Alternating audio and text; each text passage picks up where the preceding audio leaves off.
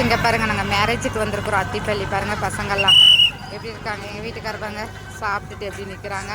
பசங்க இங்கே பாருங்கள், கல்யாண மண்டபம் ரொம்ப பெருசு பாருங்கள், எவ்வளோ பெருசுன்னு பாருங்கள். இங்கே பாருங்கள், கவர் பண்ணும் பொழுது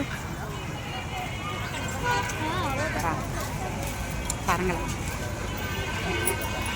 பாருங்க எவ்வளோ ஒரு போயிட்டு இருக்கிறாங்க